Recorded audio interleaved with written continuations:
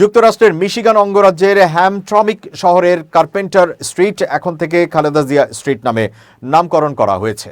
শহরটির city council সদ্য প্রয়াত বিএনপি চেয়ারপারসনের সম্মানে এই নামকরণ করার সিদ্ধান্ত অনুমোদন পায় বলে জানিয়েছে বিএনপি মিডিয়া সেল। মিডিয়া সেলের ফেসবুক পেজে এই সংবাদ জানিয়ে বলা হয়েছে, যুক্তরাষ্ট্রের মিশিগান অঙ্গরাজ্যে বাংলাদেশের তিনবারের সাবেক প্রধানমন্ত্রী ও বিএনপি চেয়ারপারসন বেগম খালেদা জিয়ার নামে একটি রাস্তার নামকরণ করা হয়েছে। হ্যামট্রমিক শহরের প্রাণকেন্দ্রে অবস্থিত গুরুত্বপূর্ণ কার্পেন্টার স্ট্রিট এখন থেকে তার নামেই পরিচিত হবে। শহর কর্তৃপক্ষের এই সিদ্ধান্তকে বাংলাদেশের ইতিহাস, নেতৃত্ব এবং গণতন্ত্রের প্রতি এক অনন্য স্বীকৃতি হিসেবে দেখছেন প্রবাসী বাংলাদেশিরা। হ্যামট্রমিক সিটির জোসেফ ক্যাম্পাউ এবং কোনাল্ট স্ট্রিটের মধ্যবর্তী অংশটি বেগম খালেদা জিয়ার নামে নামকরণের প্রস্তাবটি সম্প্রতি সিটি কাউন্সিল অনুমোদন দেয়। বর্তমানে এই কাউন্সিলে 4 জন বাংলাদেশি বংশোদ্ভূত কাউন্সিলর দায়িত্ব পালন করছেন, যাদের সক্রিয় প্রচেষ্টায় এই নামকরণ সম্ভব হয়েছে।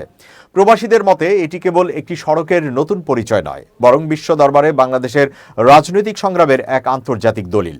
বিএনপির মিডিয়া সেল জানায়, যুক্তরাষ্ট্রের মাটিতে বাংলাদেশের কোনো নেতার নামে রাস্তার নামকরণ এবারই প্রথম নয়। এর আগে শিকাগো শহরে প্রেসিডেন্ট জিয়াউর রহমানের নামে একটি সড়কের নামকরণ করা হয়েছিল। এবার মিশিগানে খালেদা জিয়ার নামে সড়কটি যুক্ত হওয়ায় মার্কিন মুলুকে বাংলাদেশের এক অবিচ্ছেদ্য রাজনৈতিক অধ্যায় স্থায়ী রূপ নিল। স্থানীয়রা মনে করছেন, এই উদ্যোগের ফলে নতুন প্রজন্মের প্রবাসী বাংলাদেশিরা দেশের ইতিহাস ও খালেদা জিয়ার অবদান সম্পর্কে আরও সচেতন হবে। বিদেশে বসবাসকারী বাংলাদেশিরা এই অর্জনে ব্যাপক উচ্ছ্বাস প্রকাশ করেছেন।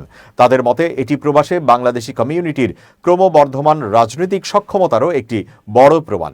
হ্যামট্রমিক শহরটি তার বৈচিত্র্যময় জনপদের জন্য পরিচিত এবং সেখানে বাংলাদেশের একজন সাবেক প্রধানমন্ত্রীর নামে সড়কের নামকরণ দুদেশের মধ্যকার সামাজিক ও সাংস্কৃতিক সেতু বন্ধনকে আরও মজবুত করবে।